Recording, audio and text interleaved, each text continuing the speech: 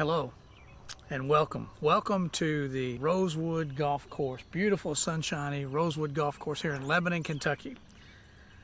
All golf courses have beauty, and I wanted to come out and shoot a video this morning because a couple of things that I see about golf and the golf courses that can relate to the church. And one is I wanted to get up there early this morning and come out and shoot this as the sun was coming up over the fairways and the greens and just have a beautiful sunrise. God had other plans, and it was real foggy this morning, so I couldn't do what I wanted to do early this morning. But that's okay, because I've realized over the years that God's ways are much greater than my ways, and His ways are better than what my plans or my ways might be. And I think in the church, we kind of get that confused a lot of times, and we jump ahead of God. We run ahead of God. We think we know what God wants and what God wants us to do, and man, we're going to go do this. And we do that a lot of times without ever really seeking God's face and what He's desiring for us, what He wants for us right then. And so we need to make sure that we're spending the proper time and biblical counsel and searching for God's ways to do things and to do things. He's gifted us, given us a lot of ways to do, but we just need to remember that God's ways are better than our ways. Now, I really wasn't going to play golf this morning. It's a beautiful course, a beautiful day to play, but I wasn't going to play. I hadn't planned on playing golf today. Even if I did, I don't have my golf clubs with me, so I couldn't play. Not effectively anyway. And so now I've got a couple of friends actually live on this golf course, and they would let me borrow their clubs, and which I'm very grateful for, but that wouldn't work for me because they're both right-handed and I'm left-handed. And so I just wouldn't have the proper equipment. I don't have the equipment with me, and my equipment, and I don't have the proper equipment to play, so I wouldn't play today. Now, in the church, I think we do a similar thing as well. We see that something that somebody else used, we think we can use it. Man, we heard about this thing that worked over in Louisville, Kentucky. Let's use it. Or over in Atlanta, Georgia, or these churches maybe across the city or across the state from where you live. And you think, man, let's bring that here and do that here.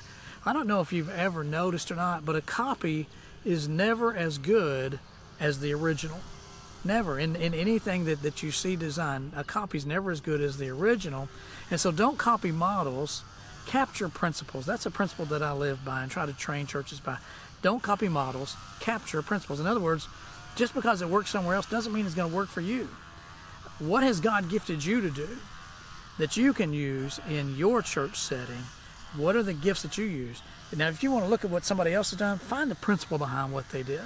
Find the biblical principle behind what they did and what made it successful. And then bring that principle back and use it with your giftings in the church. That's how you'll be an effective Great Commission church for God. Also, I got to thinking about when my young nephew was about 12 or 13 years old, I gave him a set of golf clubs. They were a short set of clubs, just right for him about that age.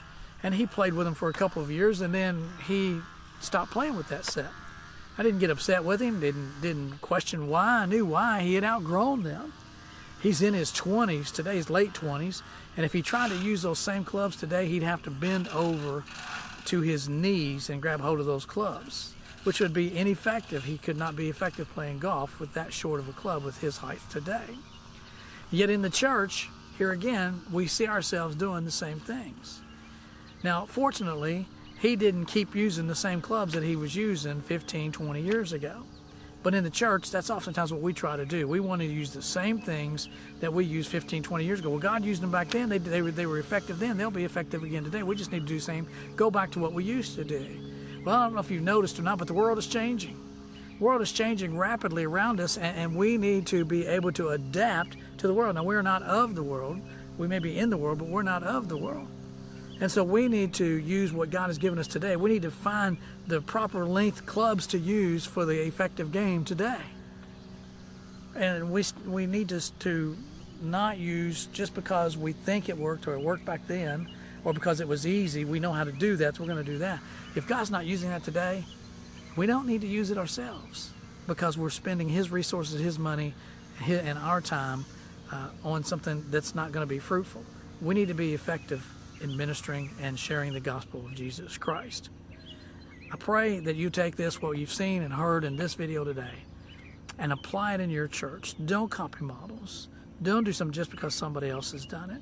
And stop using the things that we may have been useful 15, 20, or 30 years ago, but they're no longer effective today. God could use big tent revivals today like he did in the 50s and 60s, but he's not doing that. Why? Because the culture has changed around us, and God expects us to adapt and change to that culture.